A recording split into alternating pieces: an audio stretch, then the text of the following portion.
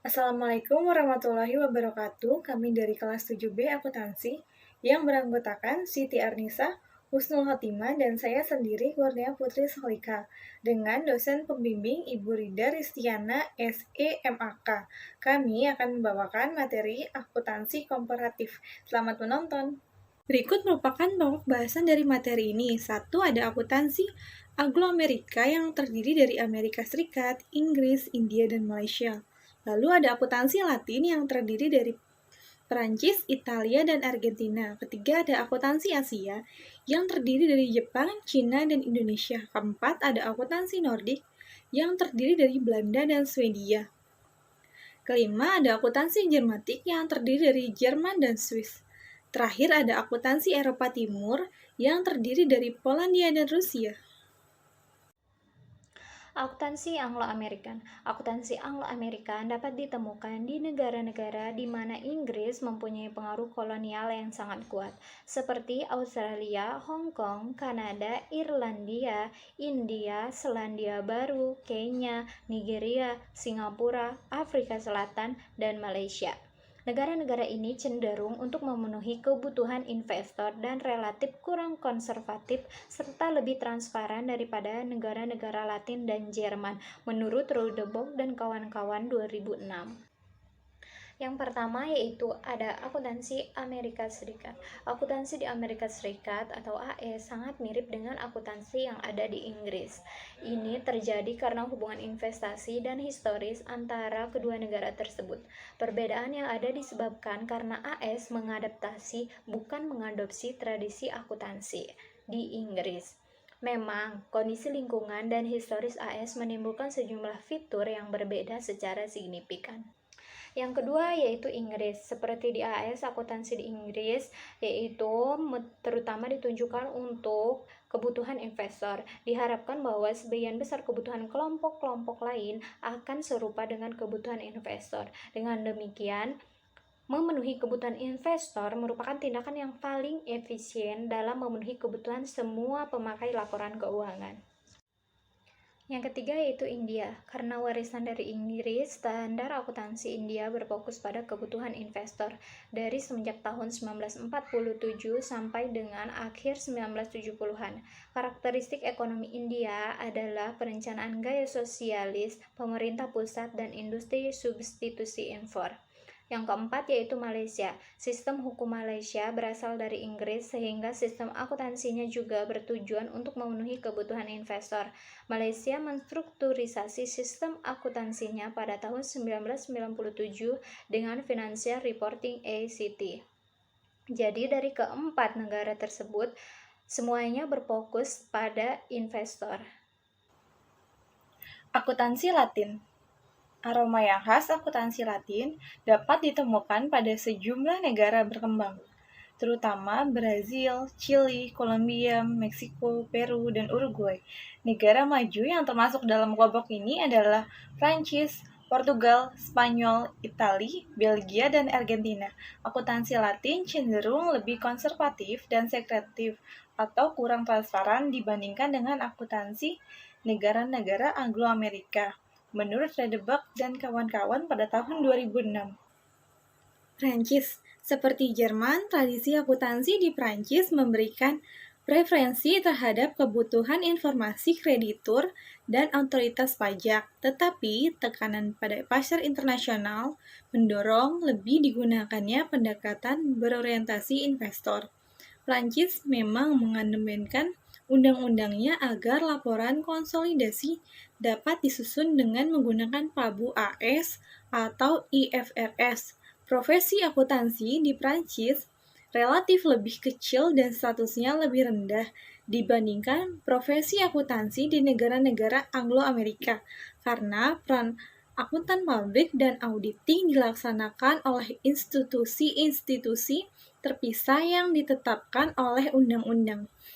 Lalu ada Italia. Di Italia, pengaruh undang-undang perusahaan dan regulasi perpajakan terhadap akuntansi adalah mirip dengan yang terjadi di sejumlah negara Eropa kontinental yang lain. Akuntansi Italia dalam praktik dapat diperbandingkan dengan akuntansi di negara-negara Eropa tetangganya.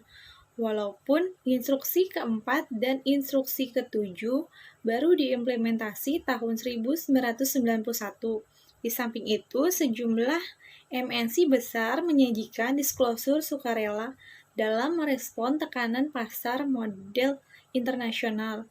Korporasi yang terdaftar harus tunduk pada regulasi tambahan yang terutama diterbitkan oleh Commission Nacional per la Sociedad de la Bolsa, Konbos yang terdiri kurang lebih setara dengan SECAS. Argentina. Secara historis, akuntansi Argentina berfokus pada pemenuhan kebutuhan kreditor dan otoritas pajak. Hukum dagang Argentina menuntun perusahaan untuk memberikan laporan tahunan dan perusahaan publik juga harus menerbitkan statement kuartalan.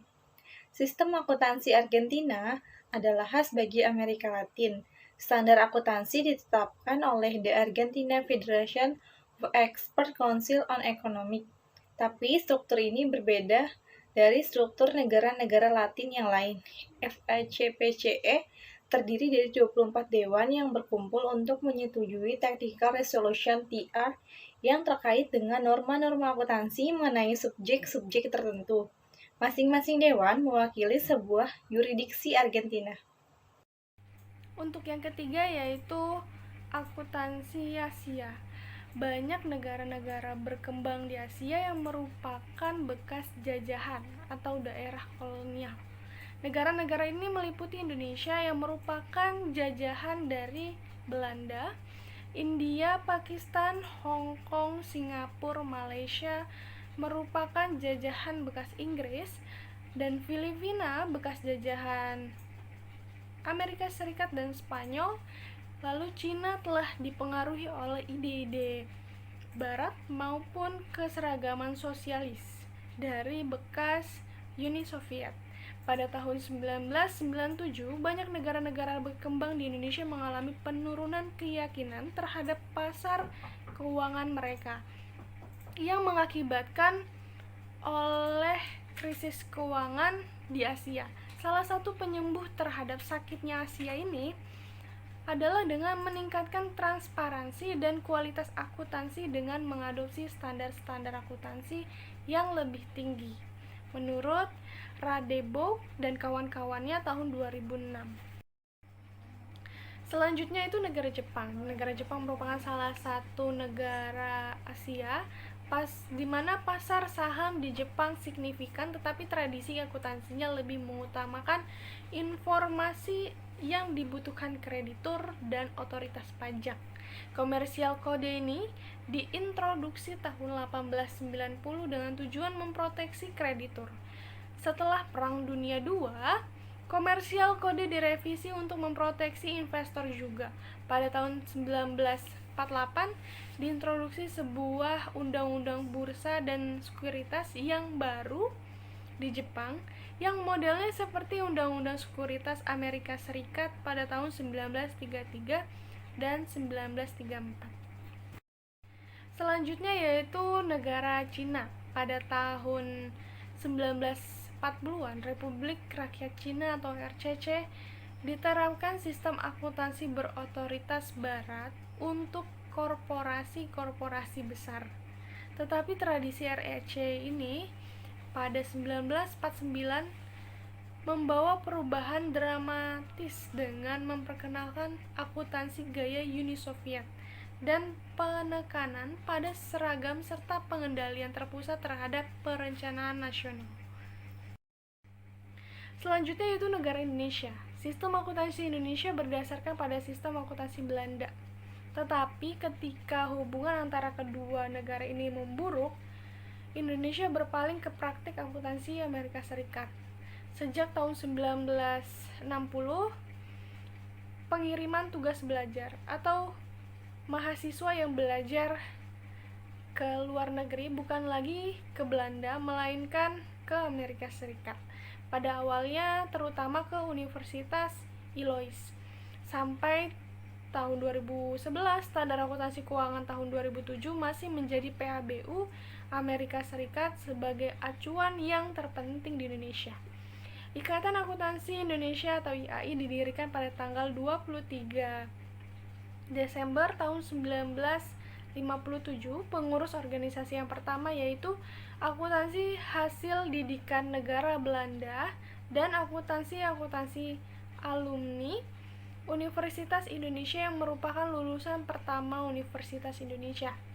Pada 1970-an, IAI menciptakan kode etik dan mengadopsi standar-standar dan prinsip akuntansi yang berbasis pada PABU Amerika Serikat atau IAI pada tahun 1982.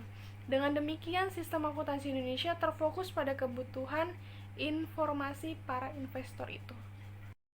Selanjutnya kita bahas akuntansi Eropa Timur, di mana menurut histori didasarkan pada konsep sosial mengenai ekonomi terencana. Dengan demikian, akuntansi mereka mengarah pada kebutuhan otoritas pajak dan hanya sedikit terfokus pada penerimaan laba perusahaan. Tetapi pada akhir-akhir ini negara-negara di Eropa Timur telah mencoba untuk beralih ke ekonomi pasar gaya barat. Akuntansi Nordik menurut Redebook dan kawan-kawan 2006, akuntansi di negara-negara Nordik dalam beberapa hal mirip dengan akuntansi di negara-negara Anglo-Saxon, tetapi ada pengaruh Jerman, terutama yang menyangkut perpajakan. Akuntansi Nordik cenderung kurang konservatif dan lebih transparan daripada akuntansi Germanik dan akuntansi negara-negara Latin, tetapi belum setingkat dengan negara-negara Anglo-Saxon. Yang pertama yaitu Belanda. Dalam beberapa hal, akuntansi yang ada di Belanda mirip dengan akuntansi yang ada di Inggris, dan keseluruhan mirip dengan pendekatan Anglo-Amerikan. Undang-undang perusahaan dan profesi akuntansi mempunyai pengaruh besar, dan walaupun jumlah korporasi yang terdaftar di Bursa Efek relatif kecil, tetapi tradisi kepemilikan saham oleh publik dan wawasan bisnis internasional lebih baik daripada negara-negara Eropa kontinental yang lain. Yang kedua yaitu Swedia. Di Swedia terdapat tradisi keterlibatan akuntansi dalam proses penentuan standar. Pengaruh bursa saham juga penting dalam hubungannya dengan akuntansi dan disklosur oleh korporasi besar. Sistem pajak di Swedia secara agresif mempromosikan tujuan ekonomi makro dan dengan demikian mendorong sebuah pendekatan pengukuran laba yang relatif konservatif. Akuntansi Jermanik. Kelompok negara Jermanik meliputi Jerman, Austria, Israel, dan Swiss. Dalam beberapa hal, kelompok ini berbeda signifikan dengan kelompok Nordik dan kelompok Anglo-Amerika. Pengaruh perpajakan dan undang-undang perusahaan adalah paling besar. Akuntansi Jermanik juga mempunyai pengaruh di Prancis, Jepang, dan sejumlah bekas koloni Eropa di Afrika. Akuntansi Jermanik cenderung relatif konservatif dan sekretif atau rahasia dibandingkan dengan akuntansi Anglo-Amerika.